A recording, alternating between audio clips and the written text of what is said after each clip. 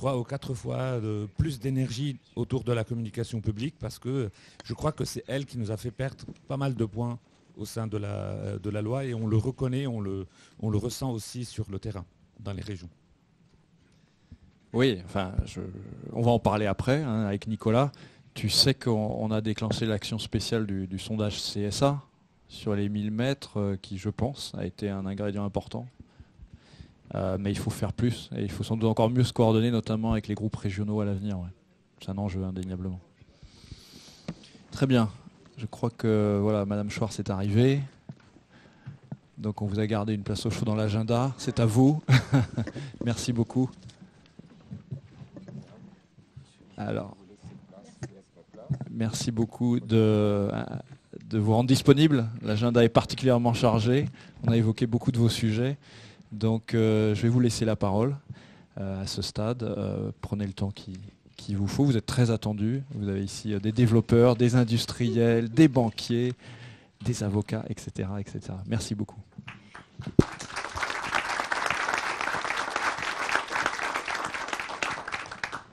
Bonjour à tous. Est-ce que ça marche? Oui, ça va, vous m'entendez? Bon. D'abord, merci de m'avoir invité, de me donner l'occasion de revenir sur un certain nombre des sujets sur lesquels on travaille en ce moment et on n'en manque pas. Donc voilà, on avait identifié quelques points précis sur lesquels je vais revenir plus particulièrement et puis après je pourrai répondre à vos questions diverses et variées. Tout ça, tout ce qu'on fait, ça s'inscrit bien sûr dans nos ambitions de développer les énergies renouvelables et en particulier l'éolien en France. Des ambitions qui ne sont pas nouvelles mais qui sont renforcées, consolidées, développées au travers de la loi sur la transition énergétique.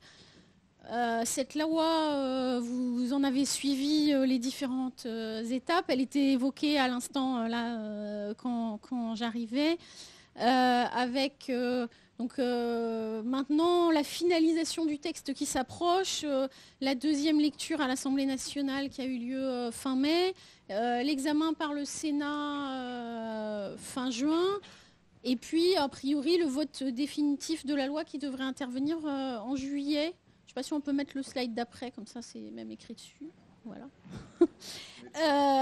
Cette loi, c'est une loi qui fixe des objectifs. Je ne vais pas vous les redétailler. Des objectifs bien sûr sur les ENR, ceux-là, je suppose que vous les avez bien en tête, mais aussi des objectifs sur les gaz à effet de serre, des objectifs sur la réduction de la consommation, et puis des objectifs sur les énergies fossiles, des objectifs sur le nucléaire, des objectifs sur les déchets, des objectifs sur le bâtiment. Beaucoup d'objectifs, mais aussi beaucoup de mesures qui sont dans la loi pour nous permettre d'atteindre ces objectifs, des nouveaux outils de gouvernance. Et ça, dans le domaine de la politique énergétique, c'est quand même quelque chose d'assez nouveau. Ça fait longtemps qu'on se fixait des objectifs à plus ou moins long terme, mais le fait de se donner, au travers de la stratégie nationale bas carbone pour la partie gaz à effet de serre et au travers de la programmation pluriannuelle de l'énergie, des outils pour cadencer l'atteinte de nos objectifs. En gros, on va être sur des pas de 5 ans. Et puis pour suivre, donc du coup, vraiment de façon précise, l'avancement par rapport à ces objectifs et pouvoir réajuster nos politiques selon l'atteinte ou pas des objectifs, c'est quelque chose d'assez nouveau et je pense que c'est vraiment quelque chose d'important. Avec la loi, il y a aussi un certain nombre d'outils financiers. Certains qui sont plus spécifiques, typiquement le doublement du fonds chaleur qui a été annoncé dans ce cadre-là. Certains qui ont des champs assez larges, et je pense notamment aux 5 milliards de la Caisse des dépôts pour accompagner les collectivités dans leurs projets d'efficacité énergétique, mais aussi d'énergie renouvelables. Bon, et puis pour les particuliers, bien sûr, l'augmentation du crédit d'impôt sur la transition énergétique.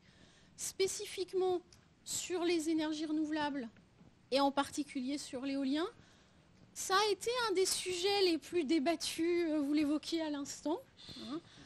Pas toujours dans le sens qu'on aurait souhaité. On a quand même réussi à avoir un certain nombre de dispositions qui ont été adoptées dans le texte et qui devraient rester, qui sont des dispositions qui nous semblent aller dans le bon sens, des dispositions, on va dire, en termes de simplification de procédures et de facilitation, que ce soit la généralisation du permis unique, que ce soit la réduction des délais de recours. On passe de 6 à 4 mois. Ça, typiquement, ça marquait vraiment la volonté d'afficher des choses. Honnêtement, c'est plutôt quelque chose qui relevait du niveau réglementaire. Mais le niveau réglementaire, ça prenait encore un peu de temps, ça renvoyait la question à plus tard. Là, le fait de l'avoir inscrit dans la loi, ça permet d'être calé tout de suite sur le fait que ce délai, ce sera bien 4 mois.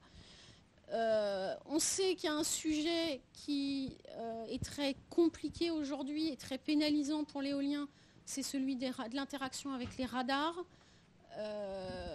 Il y avait un programme de travail qui a été convenu entre le ministère de l'écologie et le ministère de la Défense à la fin de l'année dernière, qui avance, mais dont on ne va pas cacher qu'il n'est pas facile à faire avancer. On a pu inscrire dans la loi le principe d'un décret, en tout cas, qui fixe un certain nombre de règles d'implantation, ce qui devrait au moins contribuer à donner de la visibilité. On a aussi introduit une disposition qui permet de faciliter le financement des gap fillers. C'est aussi quelque chose qui peut contribuer à résoudre certaines situations spécifiques. Aussi trouver une solution pour les zones d'application de la loi littorale avec une dérogation certes encadrée, mais une dérogation quand même à la loi littorale. J'insiste là-dessus, la loi littorale, c'est quand même vraiment un des monuments, un des piliers de notre politique environnementale. Le fait d'avoir dérogé à cette loi littorale, c'est vraiment quelque chose de tout à fait exceptionnel et on l'a fait parce que ça correspondait à une réalité de la situation. Mais voilà, c'est vraiment un effort qui mérite d'être souligné. Et puis, dans les dispositions plus générales, mais qui pourront trouver à s'appliquer dans le domaine de l'éolien, je voulais quand même citer ce qu'il y a sur le financement participatif, qui nous paraît être une opportunité intéressante. Ça ne va pas résoudre tous les problèmes, mais par rapport au débat qu'on a vu monter, ou se réexprimer peut-être, je devrais dire, sur l'acceptabilité locale, les enjeux d'insertion des parcs dans leur environnement, on se dit que cette question du financement participatif peut là aussi contribuer à avoir des parcs auxquels les populations sont mieux intégrées. Bon, évidemment, tout n'est pas favorable. Le débat sur les distances minimales a été très dur. Honnêtement, à certains moments, on a cru qu'il se finirait plus mal, parce qu'on a vu qu'il y avait une expression qui était complètement transcourant, qui était à la fois au Sénat, mais aussi à l'Assemblée, dans l'opposition, mais aussi dans la majorité. Donc finalement, on est arrivé à quelque chose qui est assez peu différent de la situation actuelle, je vais y revenir. Mais qui, quand même, tous ces débats nous réinterpellent sur une vraie difficulté collective. Je pense que c'est ce que vous étiez en train d'évoquer. J'ai pas entendu. Comment est-ce qu'on arrive à travailler là-dessus pour éviter que ce genre de discussion revienne à chaque fois qu'il y aura un projet de loi où on parlera un peu d'énergie. Parce que c'est quand même ça le risque. Alors, je sais que le texte tel qu'il est rédigé aujourd'hui ne vous semble pas complètement satisfaisant. La rédaction est sans doute pas idéale. Sur le fond, qu'est-ce que ça fait? Ça dit, sur le fond, on avait déjà le principe d'une distance de 500 mètres et on avait déjà la possibilité pour le préfet d'imposer des modifications de parc au travers de l'arrêté ICPE si il estimait que le dossier qui lui était présenté présentait des problèmes. Un préfet il reçoit un dossier, il vérifie la distance, mais s'il pense qu'il y a un problème, il pouvait déjà dire moi j'autorise le parc sous condition que on bouge telle éolienne, on fasse... voilà. Donc l'idée, c'est bien de rester sur ce genre de principe. Il y a une distance minimale, mais si problème particulier, on peut mettre en place quelque chose qui conduit en fait à une distance un peu supérieure. Il n'y a aucune idée d'avoir des arrêtés et des distances par département. Je le dis puisqu'on nous a posé la question. Peut-être que vraiment le texte est ambigu, mais alors ça, c'est pas du tout notre lecture du texte, c'est pas ça. C'est bien une appréciation au cas par cas, projet par projet, qui se fait dans le cadre de l'autorisation ICPE. Aujourd'hui, on n'envisage pas d'avoir une autorisation supplémentaire ou nouvelle ou spécifique. Le seul point un peu compliqué, c'est est-ce qu'on arrive à éviter d'écrire une distance en tant que telle dans cette autorisation, ou est-ce que l'absence de distance explicite serait un risque de fragilité? Donc ça, on est en train de creuser juridiquement pour pouvoir donner des instructions au préfet dans les circulaires d'application, voilà, qui permettent d'avoir des arrêtés qui seront à la fois solides juridiquement et opérationnels. Mais vraiment, je le dis, il peut y avoir des questions d'écriture, de précision juridique, mais sur le fond, notre idée, c'est bien que ça revient en gros à la situation qu'on connaît aujourd'hui. Donc, dernière grande évolution de la loi sur les énergies renouvelables, bien sûr, l'évolution des conditions de rémunération d'un certain nombre de projets. On est dans l'application des lignes directrices de la Commission européenne et puis on est plus globalement dans des questions qu'on se posait sur le fait d'assurer une meilleure intégration des énergies renouvelables dans le système électrique. L'article de la loi donc, qui met en place ce principe de complément de rémunération n'a pas vocation à s'appliquer immédiatement à la filière éolienne. Je crois qu'on l'a dit plusieurs fois, mais je le redis de façon précise. Voilà, je le redis clairement.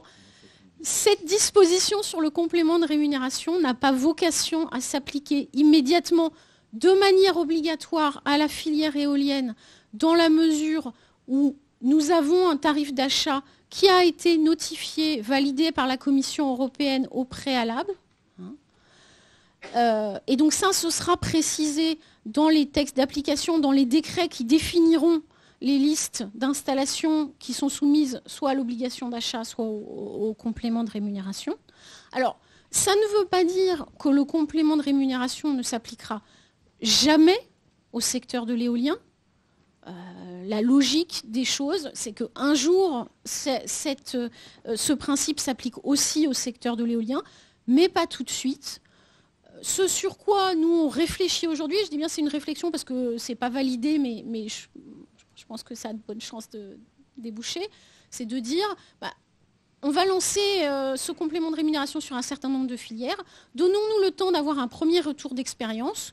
En gros, donnons-nous le temps de la première PPE, la première PPE c'est jusqu'en 2018, donc 3 ans. Faisons un bilan de ce complément de rémunération, de toute façon il faudra qu'on le fasse. Et à partir de là, on pourra se fixer un calendrier d'application du complément de rémunération à la filière éolienne, qui de toute façon sera un calendrier progressif. On ne va pas dire on fait un bilan fin 2018 et puis on l'applique au 1er janvier 2019. Voilà. Mais simplement, on se dira, on discutera à ce moment-là en fonction des résultats et on se dira dans quel calendrier, avec quel horizon est-ce qu'on peut envisager appliquer le complément de rémunération à l'éolien. Ça, c'est pour l'application obligatoire. Ceci dit, à côté donc, de l'obligation d'achat qui continuera à exister, la loi a ouvert la possibilité d'expérimentation sur le complément de rémunération. Et donc ça veut dire qu'on pourrait avoir dans ces prochaines années des appels d'offres qui seraient lancés en mécanisme de complément de rémunération de manière volontaire pour les porteurs de projets qui auraient envie, je dirais, de tester, qui verraient un intérêt à ce type de mécanisme et qui donc on pourrait tester ce que ça donne sur la filière éolien, mais sans qu'il y ait aucune obligation des porteurs de projets à s'inscrire dedans. Quelques mots quand même sur le complément de rémunération, même si, encore une fois, il ne va pas s'appliquer tout de suite de manière obligatoire, mais parce que d'abord, certains d'entre vous peuvent aussi être présents dans d'autres filières, donc ça peut vous intéresser. Et puis, si on dit qu'on va pouvoir faire des expérimentations, là aussi, ça va vous intéresser. Puis, un jour, vous serez concernés. Donc, comment ça va se passer? Il faut que les décrets soient publiés d'ici la fin de l'année, pour les filières concernées. Donc, en gros, à partir de la rentrée, on va envoyer des textes à la Commission européenne, puisqu'il faut les lui notifier, avoir sa validation. Donc, vous savez qu'en gros, depuis le début de l'année, on a beaucoup de groupes de travail avec les professionnels, à la fois pour définir les grands principes du système et puis son application précise aux filières. D'ailleurs, sauf pour l'éolien, parce qu'effectivement, comme on ne pense pas l'appliquer tout de suite à l'éolien, on n'a pas fait de groupe de travail spécifique sur les coûts de l'éolien et l'application du complément de rémunération à l'éolien. On n'a pas encore d'arbitrage, donc je le dis là aussi clairement, parce que j'ai eu l'impression que parfois il y avait un peu de frustration du fait que, oui, la DGEC avait mis des choses sur la table et qu'elle pouvait donner l'impression de ne pas entendre ce qu'avaient dit les professionnels dans les discussions.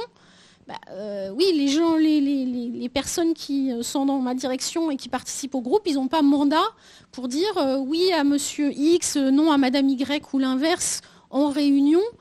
Voilà, c'est pas comme ça que ça se passe, et on discute, on regarde les avantages et les inconvénients des différentes solutions. C'est d'ailleurs rarement 100% consensuel, y compris entre les professionnels. Et puis après, nous, à partir de ça, on va construire une proposition, on va la discuter avec nos autorités, et puis on fera une consultation officielle des professionnels à partir de ça, donc en ayant intégré tout le matériel qu'on a rassemblé, avec vraiment deux objectifs. C'est un système qui doit à la fois favoriser une meilleure intégration dans le système électrique, donc on doit avoir des bénéfices de ce système-là, notamment sur les prix négatifs, pour les filières où c'est possible, un meilleur placement de l'énergie, etc. Mais c'est aussi un système qui doit être suffisamment simple, lisible et transparent pour donner de la visibilité et de la confiance aux investisseurs, parce qu'on sait bien que si avec notre système, on a quelque chose qui semble très effrayant aux financeurs, on va avoir des coûts de financement qui vont augmenter de façon significative, et donc au final on aura un coût pour la collectivité qui sera plus élevé, et on n'aura pas gagné grand chose dans le système. Voilà, donc c'est un équilibre qu'il faut qu'on arrive à trouver entre les deux objectifs, et c'est pour ça que c'est pas non plus une discussion ponctuelle sur un aspect, un point de la formule ou un autre, c'est bien une discussion globale sur l'ensemble des parties qui permet au total d'avoir quelque chose d'équilibré. Dernier point sur lequel je reviens sur la loi parce que je suis longue, je me rends compte, c'est juste la PPE, la programmation pluriannuelle de l'énergie, je l'ai évoqué au début. Pour nous, c'est vraiment un élément essentiel, là aussi, de visibilité et de programmation. Donc, on a le dernier atelier qui se tient cet après-midi. On aura fait le tour, je dirais, un peu segmenté de tous les sujets. On a un comité de suivi donc, qui réunit l'ensemble des parties prenantes qui se tient le 19 juin. À partir de là, voilà, là, on va être dans la phase où on consolide, on commence à écrire, à réconcilier toutes les discussions qui ont eu lieu pour voir ce à quoi pourrait ressembler la PPE. Et puis, donc, à partir de septembre, on va lancer les consultations plus officielles, sachant qu'il y a bon nombre de consultations officielles, là, on vous en a remis un certain nombre, et que tout ça doit être adopté avant la fin de l'année. Donc on est dans des calendriers très très serrés. Dans cette PPE, on a évidemment discuté de l'éolien, avec à la fois des débats sur les volumes, et donc des demandes des professionnels qui sont ambitieuses, en particulier sur l'éolien en mer, je dois dire. Moi, je n'ai pas participé directement à tous les ateliers, mais j'étais, je ne sais pas s'il faut dire surprise ou interpellée par les niveaux sur l'éolien en mer, notamment sur la capacité à avoir vraiment réalisé tout ça d'ici 2023. Bon. Mais voilà, maintenant, on va continuer la discussion. Et puis, on a aussi discuté dans ces ateliers, finalement, un peu quelles étaient les conditions d'obtention de ces objectifs. Et donc, on revient sur des questions d'acceptabilité, de programmation. On a de visibilité, par exemple sur l'éolien en mer, où les délais de réalisation sont longs. On a évoqué l'idée de fixer dans la PPE non seulement des objectifs de réalisation, mais aussi des objectifs de lancement d'appels d'offres, de manière à ce qu'on se projette effectivement à plus long terme, au-delà de 2023, parce que c'est ce qui correspond au calendrier de réalisation effective de la filière. On a aussi parlé d'améliorer la procédure d'appel d'offres, que ce soit sur l'éolien en mer, où on est conscient que cette procédure n'est peut-être pas complètement adaptée aux caractéristiques de taille et donc de durée, de coût, etc. des projets, mais aussi d'ailleurs sur les autres filières où on a vraiment des progrès à faire en termes de rapidité et de programmation des appels d'offres. Voilà, ça fait partie des sujets qu'on a dans la PPE. Pour finir, peut-être juste quelques mots sur les autres exercices qu'on a en cours. Donc, sur l'éolien en mer posé, donc, vous savez que la ministre avait lancé un exercice d'identification de zones propices. Donc, il s'est fait en 2 étapes. D'abord, des études techniques qui ont été faites par le CEREMA et RTE, qui ont identifié des zones, on va dire, techniquement favorables. Et puis ensuite, des concertations locales qui ont été demandées aux préfets pour pouvoir vraiment définir les zones propices. Donc les préfets ont jusqu'au 30 juin pour nous faire remonter leurs conclusions. Donc voilà, je pense que vous le suivez de près, les discussions battent leur plein en région. Et en parallèle, donc, on travaille sur l'architecture des appels d'offres. Il y a eu une réunion lundi qui, je crois, a été très, très utile. Voilà, en regardant à la fois comment on peut baisser les coûts, parce que ça va être un des grands enjeux dans la PPE de voir évidemment quels sont les coûts qu'on met en face des volumes. Donc voilà, qu'est-ce que la profession peut nous dire sur l'évolution des coûts et qu'est-ce que l'État doit faire ou peut faire en face pour contribuer à cette réduction des coûts. On attend encore des retours, j'en profite pour le dire, sur un certain nombre de sujets et notamment un point sur lequel on semble avoir du mal à avoir un consensus, qui est la question du dérisquage amont. Quelles sont les études qui peuvent être faites par les pouvoirs publics, je vais dire ça comme ça, ou qui devraient être faites par les pouvoirs publics en amont de manière à être mutualisées, à mutualiser les coûts et à dérisquer les projets pour ceux qui vont répondre aux appels à projets, et quelles sont celles qui sont tellement complexes, sensibles, spécifiques qu'il faut que chaque développeur les fasse lui-même. Ça, ce sera un point très structurant du débat sur nos prochains appels d'offres. On a aussi sur les énergies renouvelables en mer un projet de décret qui est en cours de travail pour essayer de simplifier les règles et notamment les règles contentieuses pour accélérer les appels d'offres, donc diminuer le nombre de juridictions, allonger les durées de concession du domaine public maritime, réduire les délais de recours, cristalliser les moyens. Donc voilà, ça c'est aujourd'hui des choses qui sont, qui sont à peu près acquises. Ça avait déjà été annoncé. Voilà, mais c'est pour dire qu'on est vraiment en train de travailler là-dessus.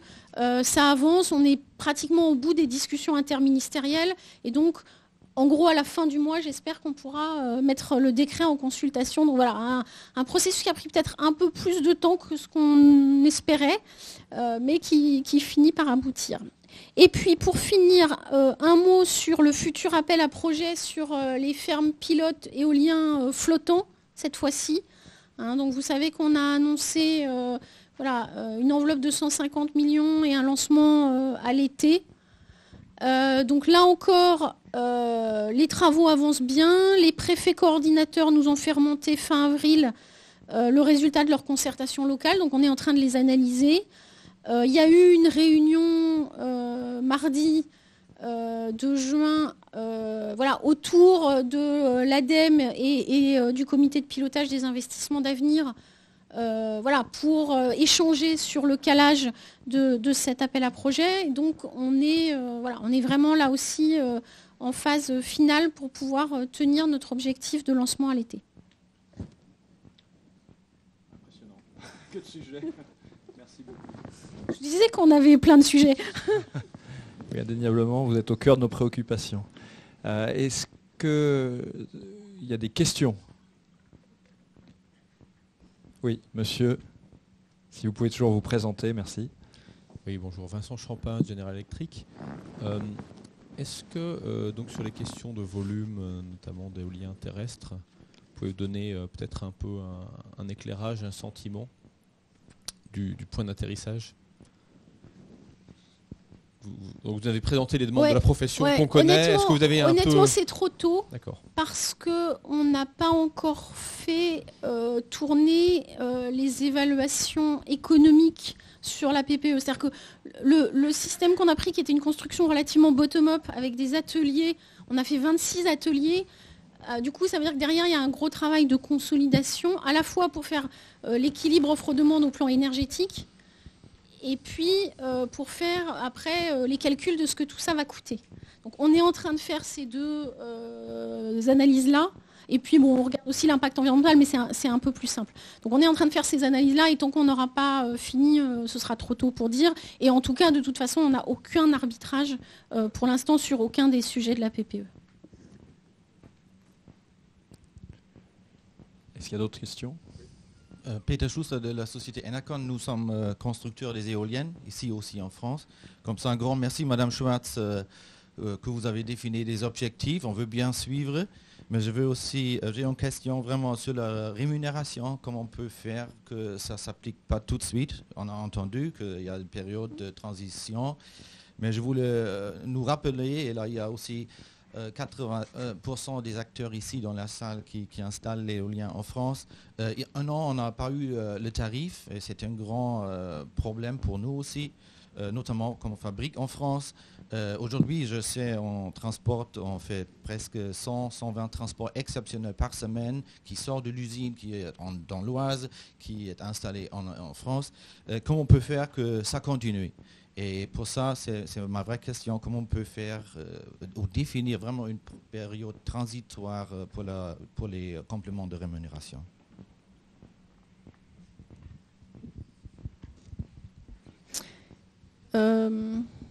J'ai pas dû être assez claire alors. Notre idée aujourd'hui, mais ça mérite d'être validé définitivement par des décisions gouvernementales. Mais notre idée, c'est de dire, en gros, pendant la première période de la PPE, on affiche que pendant la première période de la PPE, on n'applique pas le complément de rémunération et on l'expérimente pour ceux qui souhaiteraient l'expérimenter. Donc c'est ça la première phase de transition. Et ensuite, on définit un calendrier à partir du retour d'expérience qu'on aura sur le complément de rémunération dans les autres filières et dans ceux qui auront voulu expérimenter sur l'éolien. À partir de ça, on définit un calendrier de mise en œuvre dans la filière éolienne, donc avec une phase progressive. Calendrier qui, au plus tard, devra s'arrêter avec la fin du tarif notifié qui a été validé par la Commission européenne et qui pourra être entre les deux. Je crois que c'est clair. Merci. Autre question? Anne?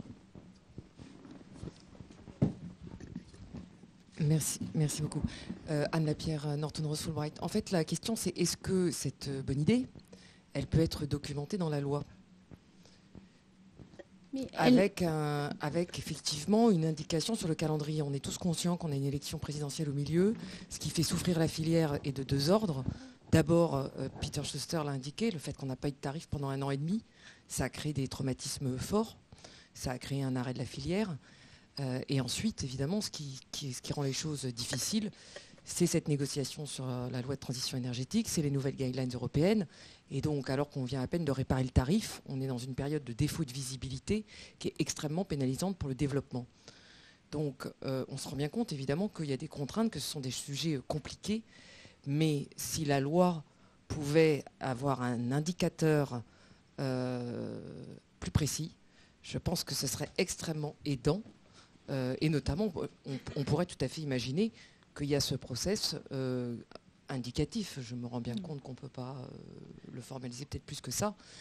Mais il est important aujourd'hui de rassurer le marché et les banquiers. Alors, moi, je comprends la nécessité de rassurer. C'est pour ça que j'essaye, je ne sais pas si j'arrive, mais de dire des choses claires. Après, il ne faut pas essayer de faire jouer à la loi un rôle qu'elle n'a pas. Ça ne relève vraiment pas du niveau de la loi.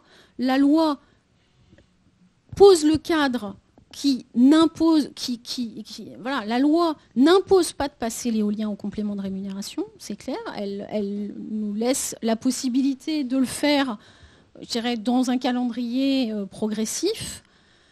C'est vraiment, enfin, la PPE pourra le faire. À la limite, on pourrait même imaginer que ce soit dans la partie décret de la PPE, donc la partie la plus solide.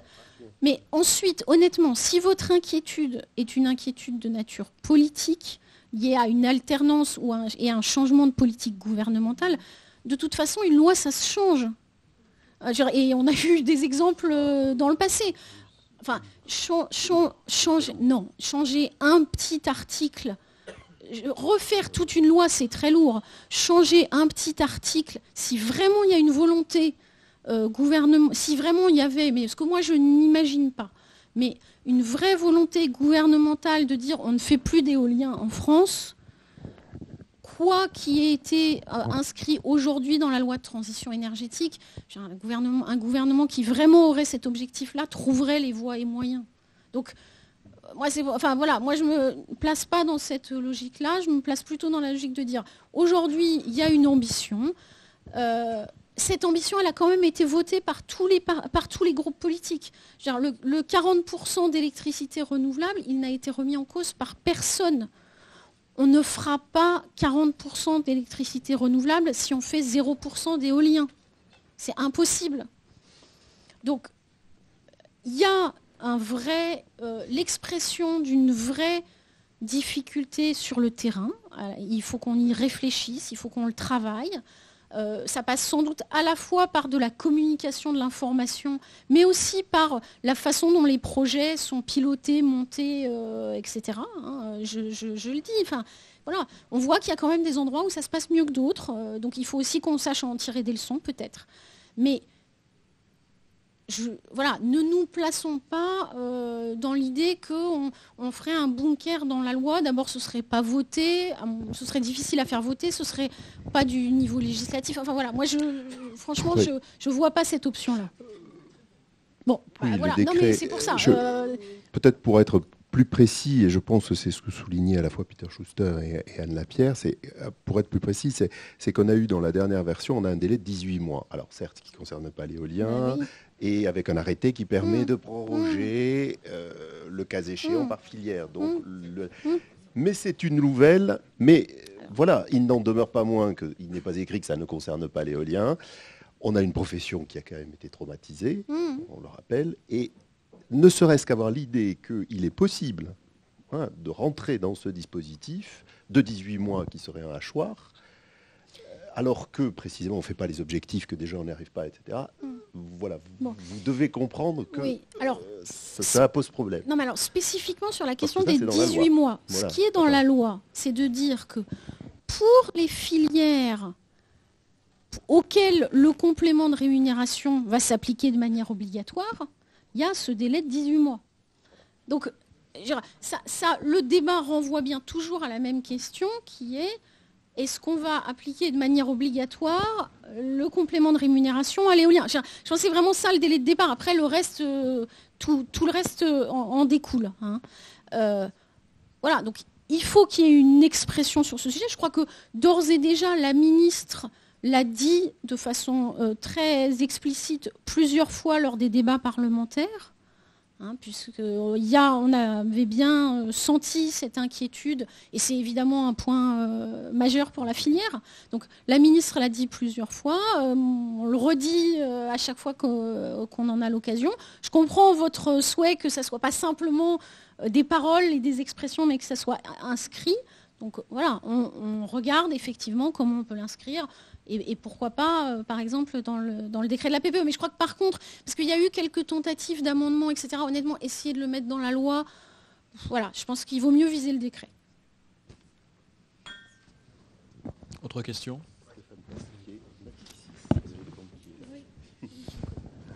Bonjour, Stéphane Pasquier, Natixis Energeco. Juste pour revenir en détail sur cette problématique des 18 mois, je pense qu'il faut bien prendre conscience d'une chose, c'est que lorsqu'on va modéliser effectivement le financement à mettre en place, on va le modéliser à partir d'une situation qui est le fini tarif aujourd'hui, pas forcément le complément de rémunération. Il ne faudra pas effectivement que pour une raison XY, au bout de 18 mois, voire après, on soit obligé de passer sur un mode de revenu qui remette en cause la modélisation initiale. Donc, je pense qu'il faudra un système extrêmement simple, des indicateurs extrêmement simples au départ pour dire tel projet sera en feed-in tarif ou tel projet risque de passer en complément de rémunération. Oui. Mais de manière générale, je partage l'idée qu'il faudrait qu'on arrive à avoir des dispositifs simples et lisibles. Alors c'est ce que je dis à mes équipes, mais je vous le dis aussi à vous, parce que, notamment sur les appels d'offres, alors peut-être plus sur d'autres filières que dans la vôtre, mais quoique, ce qu'on voit quand même, c'est que nous, on adore inventer des trucs super sophistiqués, très très intelligents, mais un peu compliqués. Mais vous aussi. C'est-à-dire qu'à chaque appel d'offres, il y a toujours tel ou tel développeur, association, fédération qui vient nous voir en disant on a une idée là, ça ne marchait pas tout à fait bien dans le précédent, on pense que ce serait mieux de faire ça. Et souvent, c'est une bonne idée, mais c'est une idée qui complique. Et donc, si on veut aller, et moi vraiment, j'aimerais qu'on aille vers des appels d'offres beaucoup plus rapides à faire, beaucoup plus automatiques, beaucoup plus programmés, beaucoup plus simples, ça veut dire qu'il va falloir tous qu'on accepte l'idée que le mieux est l'ennemi du bien et que parfois, il vaut mieux un truc un peu basique et robuste, mais simple, qu'un truc super optimisé, super sophistiqué, mais qui en plus a plein souvent d'inconvénients qu'on n'avait pas vus au départ et qui vont se révéler ensuite. Frédéric, oui, une question sur le contentieux. Lucas Robin, Chevalier de France Énergie Éolienne. Vous avez annoncé un projet de décret pour les EMR qui réduirait éventuellement les temps de contentieux pour des projets. Qu'en est-il pour l'éolien terrestre, dans la mesure où nous avons des temps de contentieux qui sont de 5, 6, voire 7 ans pour les projets, et donc si on prend le volume d'investissement pour l'ensemble de ces projets, on est sur des volumes d'investissement qui sont similaires à ceux pour l'offshore. C'est un peu comme sur la loi littorale. Il y a quand même un principe en France, dans une démocratie, qui est que on doit pouvoir faire des recours, contester des décisions dont on estime qu'elles ne sont pas bonnes. Qu'il doit y avoir ce droit au recours qui est quand même un droit fondamental de notre société. Alors, il faut qu'on arrive à le mettre en œuvre de façon équilibrée. Sur les EMR, on a considéré, on a plaidé et on a obtenu que, notamment du fait de la taille des projets, des montants financiers en jeu, il y avait vraiment la nécessité d'avoir des dispositions spécifiques. Là encore, on est sur des dispositions vraiment très, très exceptionnelles. Je veux dire, il y a très peu de secteurs d'activité en France qui bénéficient de ce type de dispositions. Donc, aujourd'hui, je dirais au sein du gouvernement, au sein de l'État, il y a plutôt un consensus pour dire que malgré toutes les difficultés qu'on reconnaît et qu'on partage sur les recours sur l'éolien terrestre, on n'est pas dans un cas suffisamment exceptionnel pour justifier une telle atteinte aux droits fondamentaux en matière de recours. Donc on n'est pas dans l'idée de remettre en cause, je dirais, les conditions générales qui s'appliquent en termes de recours sur l'éolien. Alors notre dernière discussion quand même avec le secrétariat d'État à la simplification, et là où il voulait bien nous suivre, c'est que on peut le demander aussi pour 5 ans. On n'est pas obligé d'obtenir, on peut obtenir tous ces dispositifs dérogatoires en matière d'atteinte au recours pour que ce ne soit pas disproportionné. On peut prévoir, parce qu'on a un programme à réaliser, des objectifs à atteindre, parce qu'il y a une transition énergétique, parce que c'est important, il y a un intérêt général. Pendant 5 ans, on déroge évidemment aux règles de double recours, etc. Enfin, et donc ça, on pourrait avoir un régime contentieux plus aménagé, notamment un seul degré de juridiction, les cours administratifs d'appel, pendant 5 ans. Et on voit ce qui déjà, on a un retour d'expérimentation. Et le législateur nous l'autorise pendant 5 ans. Nous, on est toujours ouvert à en discuter. Hein, mais fondamentalement, pour moi, le programme éolien, il ne s'arrêtait pas dans 5 ans. C'est-à-dire que, mais on a le droit du recours, on doit concilier. Nos efforts doivent se poursuivre dans la durée, hein, et on n'aura pas tout fait. Monsieur tout à l'heure disait il faut qu'on ait une confirmation des ambitions. Il faut qu'on fasse de l'éolien pendant pas mal d'années encore. Et, moi, je voulais vraiment insister sur ce point parce que c'est vrai que tout à l'heure je dressais un peu un panorama des 6 premiers mois. C'est la seule pastille qui est sortie rouge. Nous, on tenait vraiment à ce que cette portion du pipeline, c'est des milliers de mégawatts. Et au-delà de ça, ça adresse le point très juste, et sachez que c'est un enjeu et un chantier pour la fédération, de l'acceptation. Parce que combien de projets, vous arrivez 10 ans après, le propriétaire, il n'en veut plus. Il a mis des systèmes d'irrigation, etc. Il n'en veut plus. Et donc ça crispe, et c'est vraiment un vrai souci. Quant à la démocratie, j'observe que les Espagnols, il n'y a pas la prise au recours qu'on connaît. C'est quand même une démocratie. Donc l'exception française a ses limites. On doit pouvoir adresser, et vous savez que ça dépasse de très loin le sujet de l'éolien. Ce problème, cette prise au contentieux qu'on vit en France, et je pense que ça devrait adresser d'autres priorités du gouvernement. Mais aussi. À ce moment-là, c'est bien un débat plus profond, et c'est pas dire on fait une dérogation exceptionnelle pour l'éolien. C'est dire effectivement, est-ce que nos dispositions de droit français en matière de recours sont les bonnes, et est-ce qu'elles méritent d'être améliorées? Je pense, il y a plusieurs voies. Maintenant, il y a quand même une urgence climatique. Que ce débat-là existe, mais mais à ce moment-là, on voit bien qu'il y a une question de frontière. Jusqu'où est-ce qu'on va? Et cette frontière, elle est forcément pas intangible. Mais voilà, si on se dit on le fait pour l'éolien, d'accord, mais à ce moment-là, pourquoi est-ce qu'on ne le ferait pas pour les méthaniseurs, où il commence aussi à y avoir pas mal de contentieux. Et puis, on a aussi parfois dans le domaine de l'efficacité énergétique quelques recours un peu compliqués. Enfin, voilà. Donc, c'est un débat important. Les exemples étrangers sont intéressants, mais c'est vrai que chaque pays a son propre système. Je pense qu'il faut aussi quand même qu'on fasse un tout petit peu attention à pas entretenir un espèce de discours évidemment illégitime parce que fondé sur des exceptions et pas sur une généralité, mais un espèce de discours sur mais l'éolien c'est une filière pas claire où de toute façon on paye des pots de vin et donc où on a des exceptions au droit commun en matière de traitement juridique. Voilà. Encore une fois, ce discours il est illégitime, mais il existe.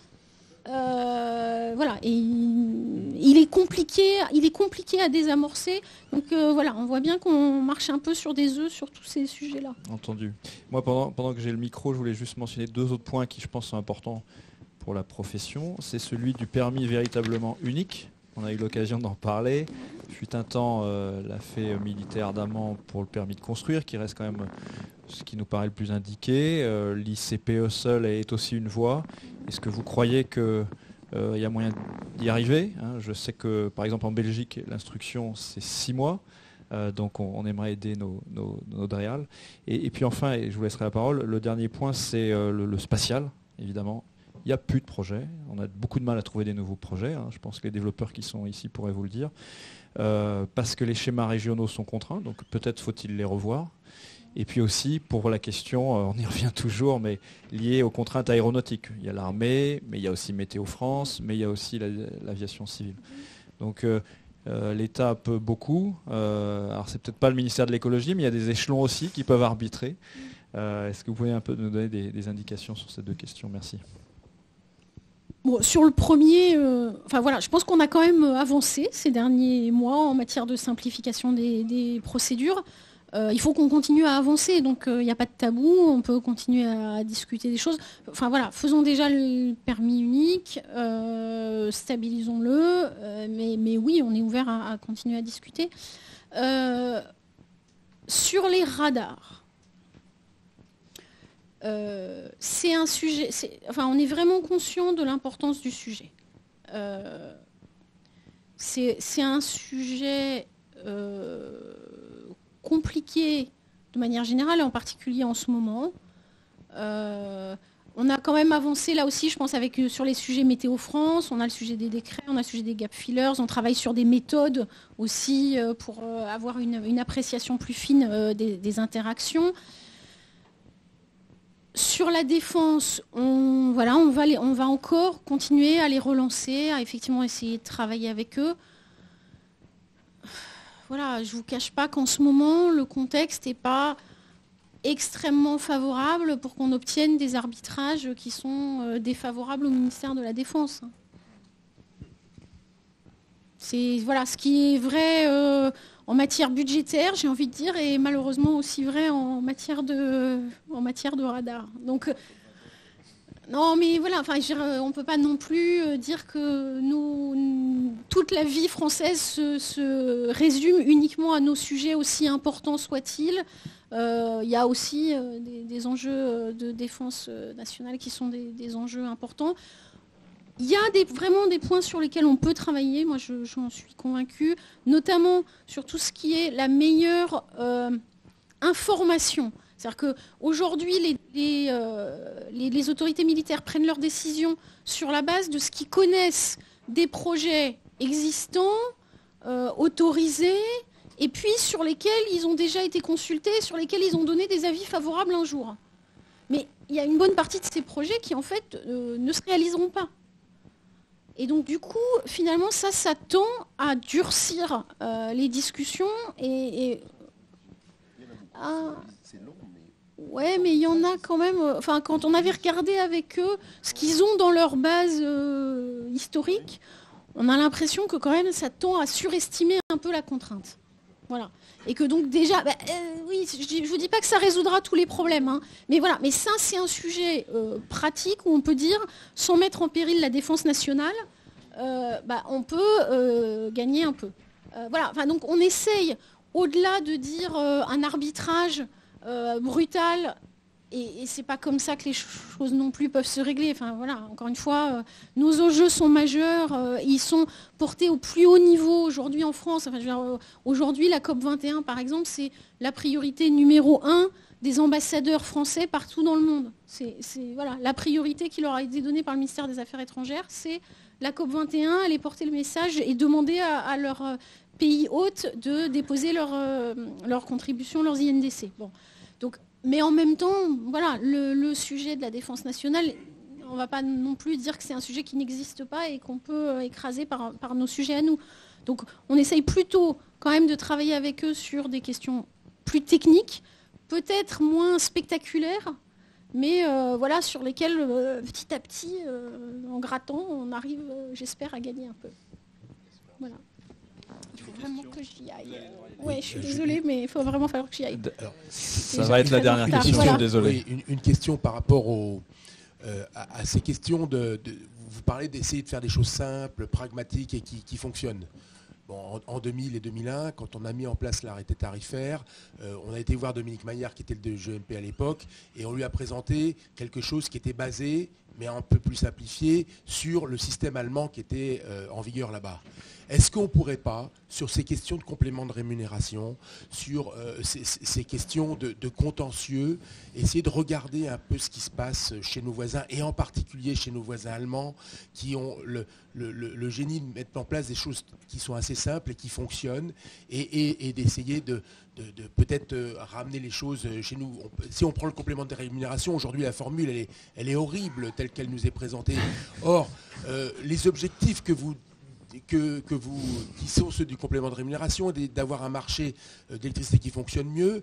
Ça a l'air, d'après ce qu'on voit dans les colloques organisés par l'OFA-ENR, ça a l'air de fonctionner. Les Allemands ont l'air d'en être relativement satisfaits et ça résout les problèmes et ça atteint les objectifs. Est-ce qu'on ne pourrait pas, sur ces choses-là, contentieux, complément de rémunération, peut-être aussi sur les questions militaires ou autres, ou Météo France, radar, essayer de faire de se benchmarker des Allemands et d'essayer de voir un peu comment ils font et puis de les copier, quoi. Il n'y a pas de honte à copier ceux qui sont amis bons allemands, et nos amis allemands. Madame. Alors, vous vous en souvenez peut-être pas, mais en 2000-2001, quand vous êtes allé voir Dominique Maillard, la sous-directrice de l'électricité, c'était moi. Comme on se retrouve. Donc, les tarifs de l'éolien en question, c'était chez moi qui se faisait. Donc, ce qu'on a réussi à faire bien, apparemment, merci à l'époque. Voilà, à l'époque, effectivement, je me souviens, il y avait un dénommé Jean-Louis Ball en face de moi avec qui je discutais. Il n'y a pas de raison qu'on fasse beaucoup moins bien aujourd'hui. Et effectivement, on regarde ce que font nos voisins allemands, en particulier sur ces questions tarifaires. On a énormément d'échanges avec nos homologues allemands. C'est vraiment de très loin, et presque, moi je trouve presque un peu trop d'ailleurs, parce que d'autres pays font aussi des choses intéressantes. Le pays avec lequel on a le plus d'échanges sur l'énergie pour effectivement se benchmarker, on a des groupes de travail communs, on a un groupe de travail bilatéral spécifique sur cette question des énergies renouvelables et de leur rémunération. Donc on le fait. Voilà, on va prendre une partie des bonnes idées allemandes. Aucun état d'âme à copier. Alors là, on l'a fait sur d'autres sujets. Voilà, moi, un sujet qui m'a tenu à cœur pendant longtemps, qui était celui des certificats d'économie d'énergie. C'est clair, on a copié sur les Anglais. Donc, aucun état d'âme à copier. Mais voilà, on copie en adaptant un peu quand même. Et donc, il y a des choses qui s'adaptent bien en Allemagne qui ne sont pas exactement identiques en France. Il y a aussi des demandes des parties prenantes dans les ateliers de s'éloigner un peu, dans certains cas, de ce que font nos amis allemands. Et donc, on les écoute aussi. Mais oui, on va essayer d'avoir quelque chose qui soit simple. Mais, je redisais tout à l'heure, simple, ça veut aussi dire qu'on ne répondra pas à toutes les demandes forcément des professionnels. Je prends un exemple, les garanties d'origine. On a forcément un système où on déduit d'éventuelles rémunérations venant de garanties d'origine de la formule. Parce que la formule, elle est calée pour qu'on assure une rémunération suffisante au parc pour qu'il se développe. S'il y a des rémunérations supplémentaires, ça veut dire qu'on diminue le complément de rémunération. C'est mécanique. Bon. Le problème, c'est comment est-ce qu'on calcule le revenu des garanties d'origine. Alors, on peut inventer des systèmes super compliqués, sûrement. Mais aujourd'hui, c'est vrai qu'on ne sait pas grand-chose sur ce marché-là. Une des solutions les plus simples, moi c'est la mienne, c'est de dire, on supprime ce terme, on dit les porteurs de projets qui sont rémunérés par le complément de rémunération ne cherchent pas de rémunération complémentaire sur le marché des garanties d'origine. Ben voilà, on a supprimé un terme de la formule. Alors certains, parce que j'ai déjà testé un peu l'idée, me disent « Ah oui, mais quand même, on pourrait optimiser un peu, nous, si on était meilleur que la moyenne et tout. » C'est vrai. Quand on simplifie, on perd des marges de souplesse. Pour certains acteurs, on perd des marges d'optimisation aussi. Donc voilà, il faut qu'on trouve un équilibre. Voilà, la simplicité, c'est une obligation, je crois vraiment qu'il faut qu'on s'impose, nous, côté administration. C'est aussi un peu quelque chose qui doit être partagé avec vous. Très bien. Je vais vraiment merci devoir beaucoup. partir, excusez-moi. Écoutez, merci Madame la directrice. Je crois que on a apprécié la technicité et la bienveillance de long terme. On va pouvoir, merci Fabrice, on va pouvoir, ne partez pas tous, hein, ça reste intéressant. Hein. On veut bien un peu d'attention aussi.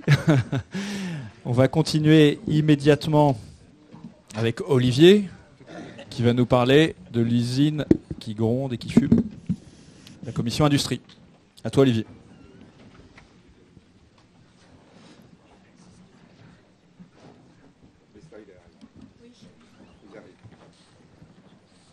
Bien.